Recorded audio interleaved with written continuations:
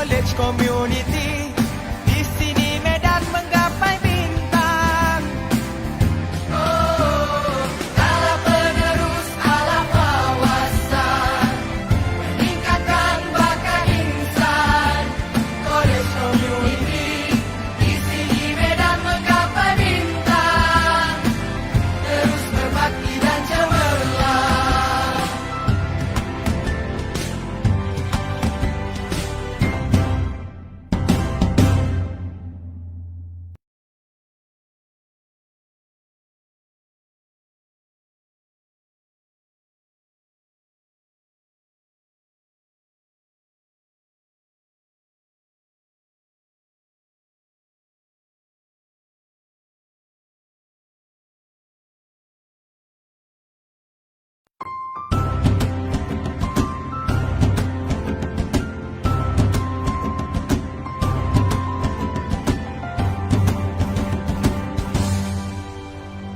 Seia dan sekata, teguh ilmu di dada, bersama mengorak langkah, membina generasi berjaya. Kitalah penerus alam wawasan, meningkatkan bakat insan. College Community. Di sini Medan menggapai bintang. Terus berbakti dan cemerlang. Bersama menabur jasa, jiwa satu Malaysia, megah mudi mercu jaya, berbudi menjadi nyata. Kitalah penerus alam wawasan, meningkatkan bakat insan. College Community. Di sini Medan menggapai bintang. Oh, ala penerus alam wawasan, meningkatkan bakat insan. College Community. Di sini Medan menggapai bintang. Terus berbakti dan cemerlang.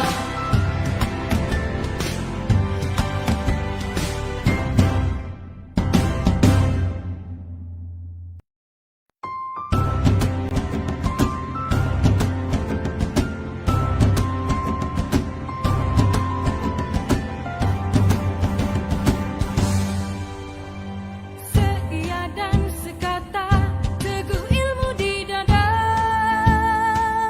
bersama mengorak langkah, membina generasi berjaya. Kitalah penerus alam wawasan, meningkatkan bakat insan. College Community. Di sini Medan menggapai bintang. Terus berbakti dan cemerlang. Bersama menabur jasa, jiwa satu Malaysia, megah mudi mercu jaya, berbudi menjadi nyata. Kitalah penerus alam wawasan, meningkatkan bakat insan. College Community. Di sini Medan menggapai bintang. Oh, ala penerus alam wawasan, meningkatkan bakat insan. College Community. Di sini Medan menggapai bintang. Terus berbakti dan cemerlang.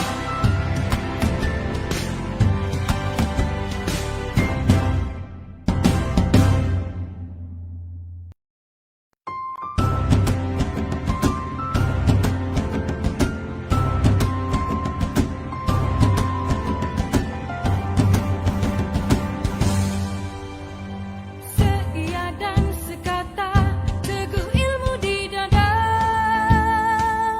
bersama mengorak langkah. Allahu Akbar. Alahai. Benda pula nak jadi ni. Ten-ten nak dekat raya, ten-ten duit baru dapat duit ni. Masa ni lah nak rosak semua bendanya. Hai, aduh, panas.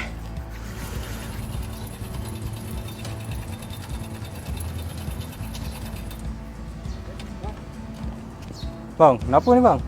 Tak tahu dah adik tadi tiba-tiba mati, lepas tu berasak.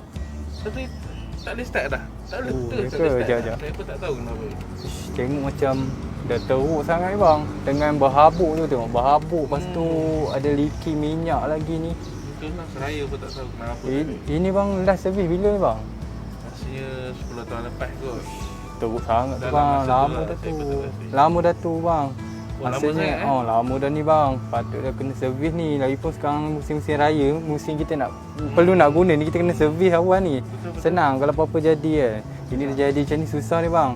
Saya nak tolong pun tak boleh ni, kena hantar bengkel kat ni bang. Kena towing juga kan? Dia towing lah ni. Tak apalah, saya call sekejap lah. Okey. Anda nak tahu cara yang betul dan tepat untuk servis kenderaan anda? Marilah sama-sama kita saksikan Influencer at Japan edisi Perak siri keempat pada 5 Mei hari Rabu jam 3 petang di Facebook Penerangan Perak Page. Jangan lupa ya.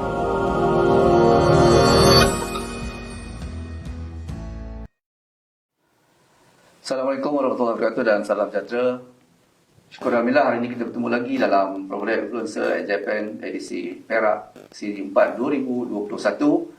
Hari ini saya Ashman bin Haji Ahmad akan bersama anda, dan tetamu kita pada hari ini ialah Encik Muhammad Fuad bin Abdul Aziz daripada Kolej Komuniti Sungai Siput. Beliau merupakan ketua program untuk program servis kenderaan ringan di Kolej Komuniti Sungai Siput. Selamat datang Encik Fuad. Terima kasih Encik Ashman. Baik, hari ini kita bertemu lagi dalam program Influencer at Japan, dan saya ucap terima kasih kepada semua yang sudi untuk bersama-sama dengan kita pada siri kali ini. Dan tajuk yang kita akan bincangkan pada hari ini ialah servis kereta sebelum pulang beraya, perlu atau tidak. Baik Cik Puan. Ya, di Pangkas sebelum ni pernah bertugas di beberapa tempat ya. Boleh kongsi sedikit pengalaman Cik Puan sebelum ni? Baik, terima kasih Cik Ashman. Pertama kalinya saya sampai di Jabatan Penerangan Negeri Perak ni, kiranya satu pengalaman yang baru bagi saya. Jadi saya dengan setinggi-tinggi penghargaan mengucapkan terima kasih kepada Jabatan Penerangan Negeri Perak kerana menjemput Kolej Komuniti Sungai Siput untuk sedikit berkongsi mengenai Influencer at Japan. Dan seterusnya, sekali lagi saya juga menyampaikan salam kepada warga kerja Kolej Komuniti Sungai Siput, dan rasanya tak terlambat lagi saya mengucapkan selamat berpuasa dan selamat menyambut Ramadan. Jadi saya Muhammad bin Abdul Aziz sebenarnya telah mempunyai beberapa pengalaman. Sebelum ini sebelum di Kolej Komuniti Sungai Siput saya bertugas di Politeknik Kota Baru, dan seterusnya sekarang ni hampir 10 tahun lah di Kolej Komuniti Sungai Siput dalam bidang program servis kenderaan ringan. Baik, satu tempoh yang agak panjang. Ya, betul. Hampir 10 tahun pernah bertugas di Politeknik Kota Baru, dan kini di Kolej Komuniti Sungai Siput. Sudah pastilah pengalaman inilah yang hendak kita kongsikan dengan penonton di luar sana. Baik, menyentuh tentang tajuk perbincangan kita pada hari ini ya, Cik Wan ya. Apa nasihat saudara lah tentang servis kereta sebelum pulang beraya, perlu atau tidak sebenarnya? Begitulah tuan-tuan, bila kita nak menyambut perayaan, servis kereta ni adalah salah satu daripada list utama selain daripada pergi membeli belah, membeli juada, kuih raya dan juga servis kereta. Betul. Cumanya kita perlu ingatkan bila kita sebut servis kereta, kita hantar ke pusat servis ya. Selalunya yang ditukar hanyalah minyak enjin dan juga penapis minyak enjin. Tapi kalau ikut-ikutkan, servis kereta ini banyak dia punya bahagian dan sepatutnya kita ikutlah satu persatu. Jadi untuk pertama perkara yang perlu kita ambil perhatian adalah berkaitan dengan keselamatan kepada kenderaan. Jadi bila kita sebut, kita tanya bukan berkaitan dengan adakah perlu ataupun tidak untuk servis kereta semasa musim perayaan. Jawapan saya memang perlu. Baik, memang. Dan kadang-kadang kalau ikut dalam agamanya kita panggil wajib. Wajib. Sebabnya pergerakan kenderaan ni bila musim perayaan ni dia bertambah 2 kali ganda. Bukan dari satu tempat ke satu tempat. Walaupun kita sekarang ni beraya dalam keadaan norma baru. Norma baru, okey. Tapi kita masih sentiasa bergerak. Kita sentiasa mengamalkan pengunjung-pengunjung antara satu sama lain dengan mematuhi SOP-SOP yang disediakan. Ya. Jadi sebenarnya servis kereta ni pun ada SOP yang sepatutnya telah ditentukan.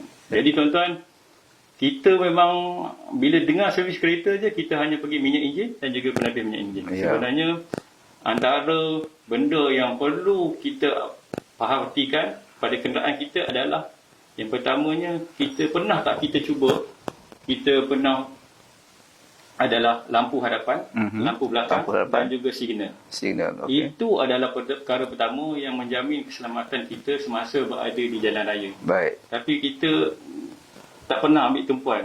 Sampai ada satu peribahasa, ada orang mengatakan bahawa pemandu Malaysia adalah pemandu yang paling menyimpan rahsia di dunia. Sebab dia nak belok tak bagi signal, tak bagi tahu ke mana yang nak pergi tu. Ya, betul. Gitulah Cik Afiq.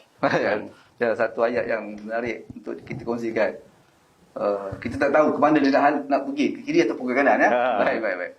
Baik, itu dari segi tajuk tadi memang perlulah. Perlu kita servis kenderaan sebelum satu perjalanan jauh ataupun dekat, tak kisahlah. Tapi yang penting perlu servis ya. Mesti orang di luar sana bertanya-tanya kenapakah topik kali ini dipilih untuk perbincangan. Kalau tuan-tuan dan puan-puan ingat, pada siri ketiga yang lalu bersama dengan FTKK terdapat juga saranan daripada ahli panel yang mengatakan bahawa kenderaan pun perlu diservis, maka perlu ada satu bajet disimpan untuk kerja-kerja servis kenderaan ni. Baik, untuk servis kenderaan saya nak pergi jauh sikit.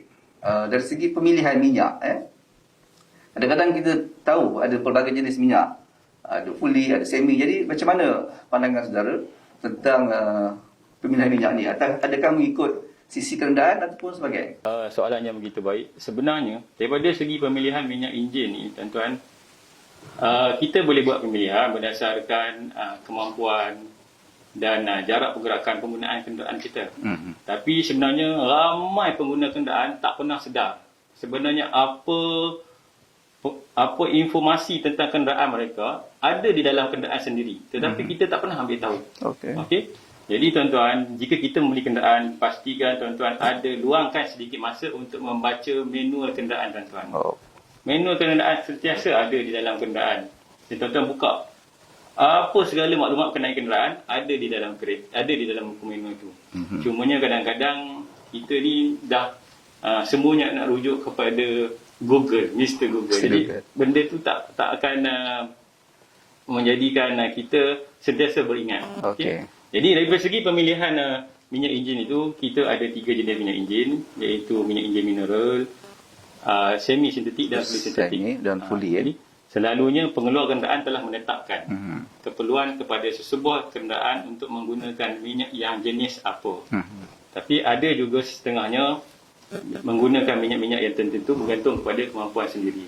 Jadi yang perlu kita ingat adalah apabila kita menggunakan jenis-jenis minyak yang demikian, dia juga perlu mematuhi beberapa peraturan lah. Antaranya jika kita pakai minyak yang berkonsepkan mineral, kita perlu menukar setiap 3 hingga 5,000 km. Dan juga jika kita menggunakan semi sintetik, kita boleh menukar antara 5 hingga 8,000 km bergantung kepada penggunaan kenderaan. Yang menjadi masalah sekarang bukanlah jenis minyak ya. Yang menjadi masalah sekarang adalah kita menukar minyak, tapi ada setengah kenderaan hanya bergerak pada musim perayaan. Ada yang tinggal di rumah, pergi kerja naik motor. Jadi kenderaan tak bergerak. Jadi kebanyakan pengguna dia menunggu sehingga 3 hingga 5,000 km itu untuk menukar minyak enjin. Tapi sebenarnya minyak enjin pun ada tahap tarikh luputnya. Tempoh dia. Jadi sepatutnya kadang-kadang bila kita gunakan jenis mineral ataupun semi sintetik, sehingga 6 bulan sahaja yang boleh tahan dalam kenderaan. Setelah itu kita harus tukar walaupun kita tidak mencapai 1 kilometer yang ditetapkan. Jadi tuan-tuan, terpulanglah kepada tuan-tuan untuk membuat pemilihan sama ada minyak enjin yang tuan-tuan hendak gunakan adalah berkaitan dengan kemampuan tuan-tuan lah. Jadi tetapi jangan pastikan jangan sehingga minyak enjin itu kering. Oh. Ini akan menyebabkan beberapa kerosakan yang boleh berlaku, antaranya akan menyebabkan panas melampau berlaku pada enjin dan menyebabkan enjin tidak dapat berfungsi dengan baik. Baik. Kebiasaannya kalau kereta tu disimpan dalam tempoh yang lama, contohlah dia ada kereta untuk pergi kerja, untuk pergi ke pasar, kan? Dan kereta yang disimpan lama tu, adakah kemungkinan dia akan kering sendiri?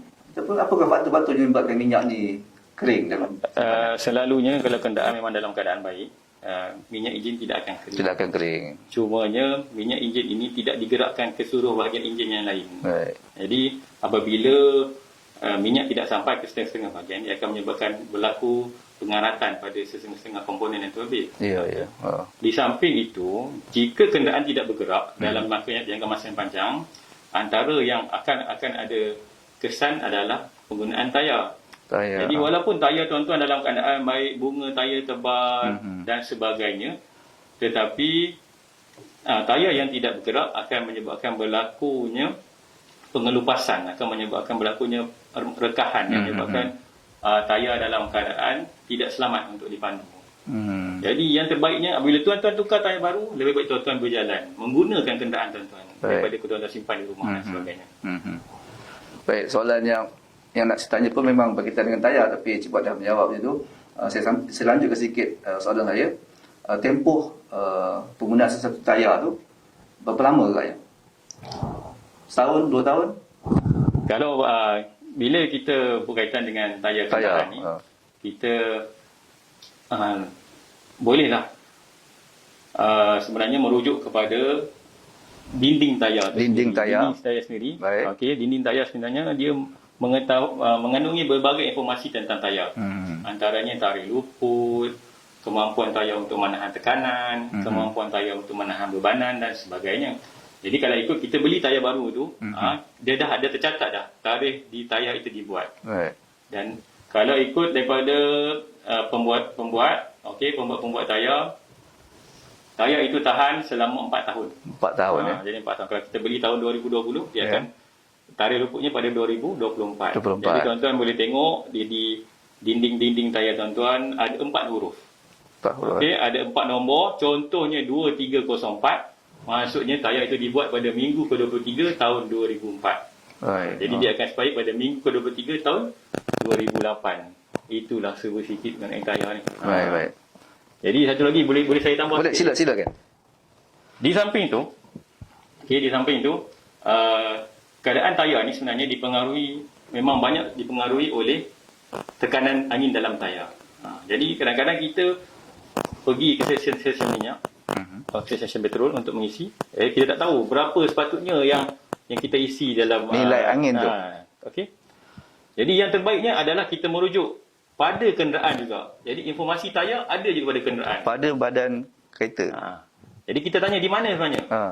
Di sebelah kanan pemandu. Okey, di sebelah kanan pemandu memang dah ada dia bagi. Kadang-kadang contoh kita tak faham lah, mungkin dia akan bagi dalam kilopascal, PPA ataupun PSI. Baik. Jadi sama je dua nilai itu, cuma penggunaan dia bergantung kepada alat pengepam tayar di stesen petrol.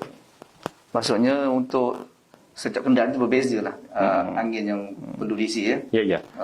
Jadi itulah kadang-kadang kita isi ikut sudah hati. Ikut sudah hati. Tengok dah ada yang tulis kat situ, kita terus je isi ya. Jadi saya nak tambah sikit tips ni. Boleh. Memang dia alu-alu kan. Okey. Saya tambah sikit tips. Jika tuan-tuan tengok pada tayar tuan-tuan sama ada boleh ataupun tak. Kita disarankan untuk memeriksa keadaan tayar kita 2 minggu sekali. 2 minggu sekali. Jadi tuan-tuan kalau tengok tuan-tuan, tayar tuan-tuan adalah botak di tepi sahaja. Botak di tepi, kedua-dua belahnya. Itu bermaksud? Itu bermaksud sebenarnya tuan-tuan kurang isi air, kurang kandungan udara di dalam tayar. Jadi dia menyebabkan tayar tuan-tuan akan botak di tepi. Sekiranya bila tuan-tuan periksa tayar tuan-tuan, tengok bahagian tengah sahaja botak. Itu maksud dia kita dah lebih mengisi kandungan udara di dalam tayar. Terlebih angin. Terlebih angin. Okey. Baik, itulah antara perkongsian telah dibuat oleh Cik Buat kita dari segi pemilihan minyak dan juga penggunaan tayar ya. Selain itu, ada satu lagi perkara. Selalu orang sebut air dalam kereta. Kadang-kadang kita tengok orang berhenti tepi jalan, berasap, apa kena air ada dekat kereta. Itu dia macam mana pula tu? Kenapa perkara itu berlaku? Terima kasih Cik Jasman. Ya. Selalunya berkaitan dengan cecair penyejuk ni, ataupun kadang-kadang kita pergi kedai dia panggil coolant. Coolant, ya. Kebanyakan kenderaan sekarang menggunakan coolant lah. Baik. Sebab dia membantu untuk menyejukkan enjin. Ya. Dan sebenarnya coolant ni sebenarnya kita ingat bila kita ubah coolant dia akan menyejukkan enjin. Ya. Sebenarnya keperluan coolant ni adalah menjadikan enjin bekerja pada tahap optimum. Dia bekerja pada suhu 80 hingga 100 darjah Celsius yang menyebabkan enjin boleh bergerak dengan kadar yang optimum, akan menyebabkan penggunaan minyak jimat, kenderaan bergerak tanpa masalah dan sebagainya. Baik. Jadi kadang-kadang kadang-kadang kita terlepas pandang mengenai kandungan air. Ya. Kalau kenderaan kita tak ada masalah, kita tidak disarankan untuk memeriksa kandungan air setiap hari. Cukup sekadar 2 minggu sekali. 2 minggu sekali. Jika berlaku kekurangan dalam masa sehari dua dah kurang, mungkin berlaku kebocoran pada hos, pada gasket kenderaan dan sebagainya lah. Jadi eloklah bawa kepada pusat servis untuk cek kepada orang yang lebih bertauliah. Baik. Okay? Itu saja. Bila kita sebut tentang pusat servis juga ni, kadang-kadang itulah kita tiada kepakaran. Baik. Dan kita hantar kepada pusat servis untuk servis kenderaan. Bila kita sebut je servis kenderaan, dia hanya tukar minyak enjin dan juga penapis minyak enjin. Sebenarnya kalau kita listkan beberapa perkara, ada lebih kurang 15 perkara yang kita perlu tengok lah berkaitan dengan servis ni. Oh, banyak ya. Tapi sebenarnya dia ada servis yang masa panjang, servis yang masa pendek dan sederhana lah. Jadi di mana tuan-tuan boleh dapatkan list ni? Juga pada manual kenderaan. Pada manual kenderaan. Pada manual kenderaan. Jadi dia dah listkan dah sepatutnya apa yang kita perlu tengok dan lihat. Antaranya saya bagilah contoh soalan bocor lagi aja kan. Okey, tak apa.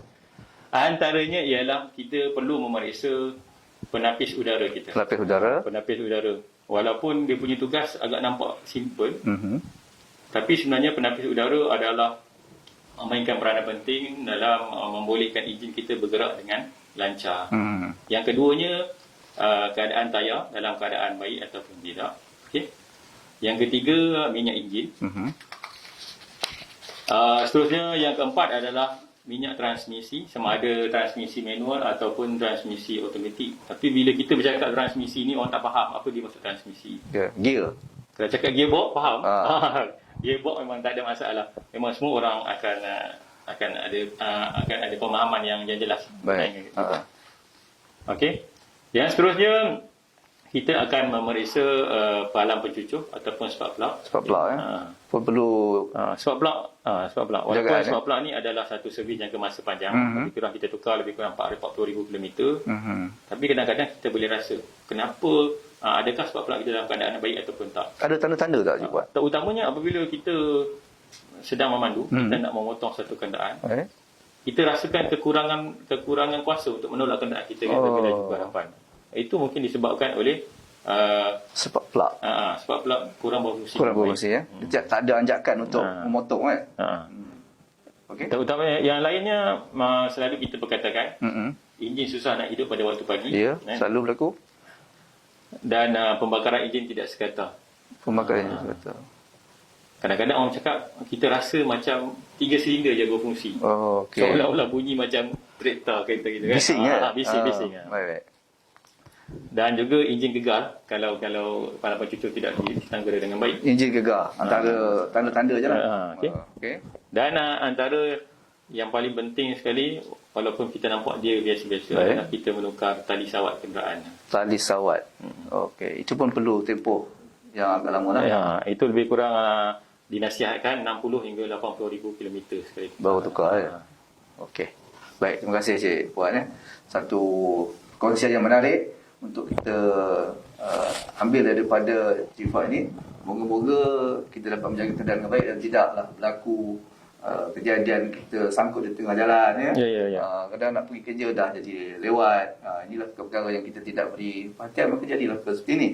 Baik, Cik Puan, telahkan Cik Puan bersama dengan kita ni, saya beri sedikit ruang untuk nyatakanlah apakah khusus yang ditawarkan di kolej komuniti yang boleh disertai oleh masyarakat di luar sana. Saya fahamkan ada program pembelajaran sepanjang hayat. Maksudnya siapa saja boleh masuk kan. Jadi apakah yang boleh mereka pelajari di tempat Cik Puan? Silakan.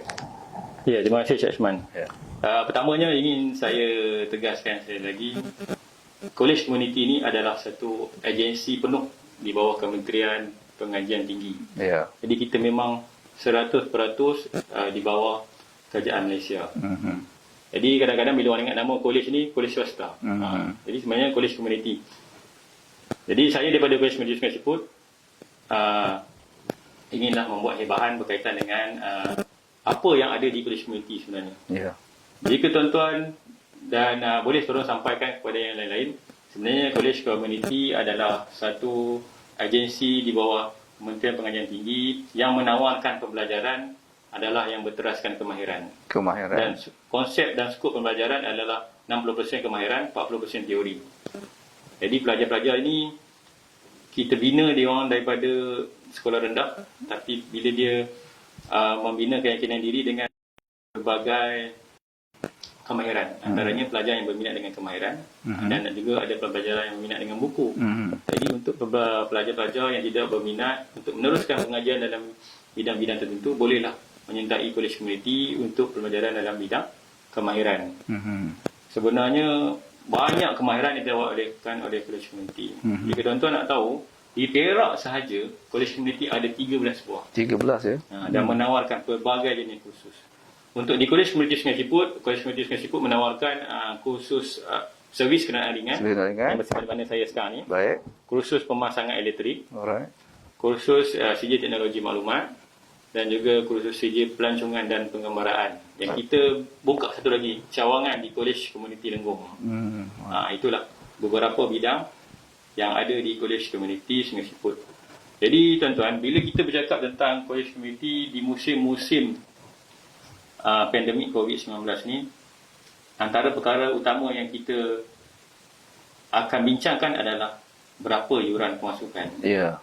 Untuk pengetahuan Cik Ashman dan juga warga kerja semua, sebenarnya yuran di Kolej Komuniti adalah yang paling murah untuk semua institusi pengajian tinggi di seluruh Malaysia. Baik. Hanya 200 satu semester. 200 untuk satu semester. Jadi kita bayar dululah. Bayar dulu ya. Lepas tu elang kehadiran dia 3,600 sepanjang pengajian. Jadi saya rasa tak menjadi beban kepada para pelajar dah dan ibu bapa untuk hantar anak belajar di sana lah. Baik. Maka Dan jika tuan-tuan berminat untuk kolej komuniti, bolehlah melayari laman sesawang. laman sesawang www.ambilan.policc.edu.my. Baik. Ini untuk yang pelajar sepenuh masa lah. Untuk yang separuh masa ataupun yang kursus pendek. Okey, untuk kursus pendek, Baik. kita menawarkan pelbagai jenis kursus pendek. Sebut apa saja yang tuan-tuan rasa tuan-tuan perlu. Berminat dan khusus. Hubungi saja Kolej Komuniti Sungai Siput, kita akan menyediakan pengajar. Baik. Tak kira lah sama ada kursus ada di kolej ataupun tidak, kita akan menyediakan pengajar dengan bayaran kursus yang minimum. Minimum juga. Minimum juga. Tak kira lah tuan-tuan, kalau tuan-tuan ada masa setengah hari, kita buat kursus untuk Setengah hari. Kalau ada masa 2 hari, kita buat kursus setengah hari. Dan yang baik lagi, kalau tuan-tuan hanya ada masa pada satu Ahad je, cuti saja. Cuti saja, okey. Kita akan buat kursus pada satu Ahad mengikut kemampuan dan kesudian tuan-tuan untuk datang ke kolej komuniti. Baik. So dapat saya rumuskan sini bahawa kolej komuniti ini sentiasa terbuka untuk sesiapa saja di luar sana untuk berkursus, termasuk ada cuti Sabtu dan Ahad dengan yuran serendah 200 untuk satu semester. Ya. Dan untuk kursus pendek pun hanya RM1 untuk 1 jam. Mana kata kalau setengah hari RM5. RM5. Maka saya menganukanlah para penonton di luar sana yang berminat untuk mempelajari macam mana penjagaan kereta, boleh untuk servis kenderaan, boleh kita datang ke Kolej Komuniti Sungai Siput.